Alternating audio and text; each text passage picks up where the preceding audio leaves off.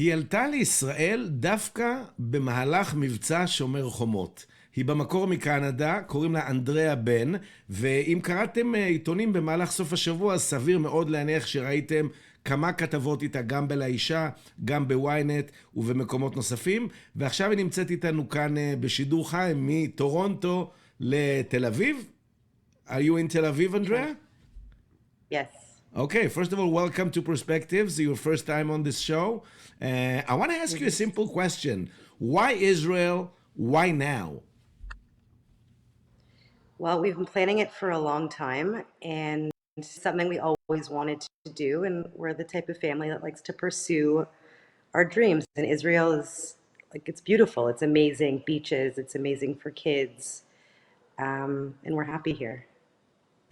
Weren't you afraid or worried to move your whole life and your family and your children to a place, well, specifically when you moved, we had the operation going on.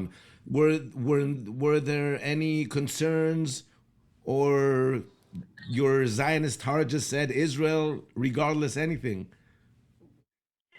Well, first of all, any sort of change in life is scary, but I think that's the best kind of time to move forward. And of course, the first night when we heard the sirens and I was in our safe room protecting kids, I was I was scared. But after the second day, realizing that the dome protects you and it stops the missiles, that brought a lot of peace of mind. Andrea, I don't know if you are aware, but in the past few weeks there has been a lot of let's say anti-Israel sentiments going on here in Toronto. I'm not sure if you are aware of it. We can see now on the screen. This is Town Square, the Town Square downtown Toronto. Only 2 weeks ago. I want to ask you, were you ever aware of what we're feeling right now in Toronto throughout your whole life? I mean, you were born here, you lived here. Tell us a little bit about your experience growing up as a Jew in Toronto. It was a nice experience. We never felt afraid walking down the streets or fearful for our lives in any way. Also, we never felt that the government protect specifically the Jews, but there was never a need. So to see something like this it's crazy, but it's been going on in other countries around the world, in Europe, a lot. So to think that it would never happen in Toronto, I think, is also a bit naive, but this just opens our eyes to hopefully make us realize what's going on. Andrea, what is your message to people that are watching you right now, Jewish people here in Toronto that are worried? Avi Ben Lulu just said 2 days ago that he is worried that Toronto or Canada will become, in its relation to Jews, like France. You know, France is very worrying for Jewish people to live there. What is your message for Jewish people that are watching you right now and are considering making Aliyah to Israel? Yeah, I think that people do have a need to be concerned. Like my husband Jack and I, we talk about the number of Jews and the people that have immigrated for years, and I think people slowly are starting to realize. So yeah, Israel is a country that was built for us, to protect us, and we should never be afraid to walk down the street. And I feel safer here than anywhere in the world, walking during the day, because we are protected and people here have each other's backs. So if you're considering something like this, and it's your dream, then you go forward and you pursue it. And that's important. Yeah. Andrea, I want to ask you a little bit of practical questions. Can you tell us a little bit what you do for your life, for a living, and were you able to adapt or to find workplace in Israel?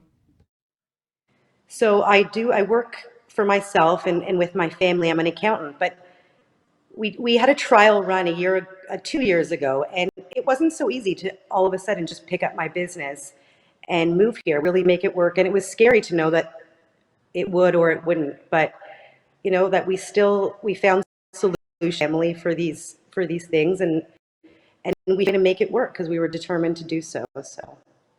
Right. So when you moved to Israel, you bought a one-way ticket, no return? This time, so Well, we made Aliyah. We're going to go back to Canada and visit very often, but yeah, this is our home. So And how are your yeah, children taking it so far?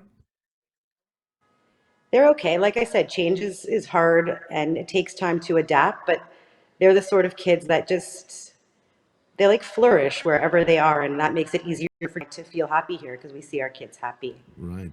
And may I ask, your husband is Israeli, right? He's not Israeli, Moroccan, Sephardic, but yeah, he was always into Israel way before I met him. Right. And so far, so good? So far, very good. We appreciate every moment of every day. Right. And you get the benefit of enjoying the beautiful weather and the beaches of Tel Aviv. No other beaches like that in the world, eh? They are so beautiful. It's being in Tel Aviv at the beaches. It's the best.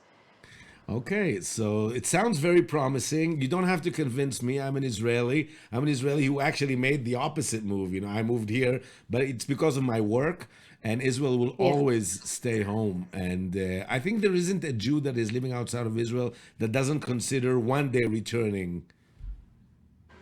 exactly. That's why it's here. So hopefully, yeah, people know that. How are you taking the politics? Are you familiar with Israeli politics so far? Only through my husband because he's very into politics and always has been. The Israel's always on the news, but I'm not too involved. I don't. My heart's not too into it, so I see it from a distance. That's good. That's good. And if I can give you a recommendation as an Israeli, try to keep out of it because it's gonna make you a mess. You know, it's gonna make you feel what have I done? Am I towards this, towards that? It's always maybe it's better to stay a little bit away from politics. Yeah, I think I agree with you for now. Okay, Andrea. First of all, thank you very much for this short talk. And בהצלחה. Thank you. Good luck in Israel, whatever you do, your husband, your children, and ברוכים הבאים. Thank you. Thank you. Bye bye. Bye.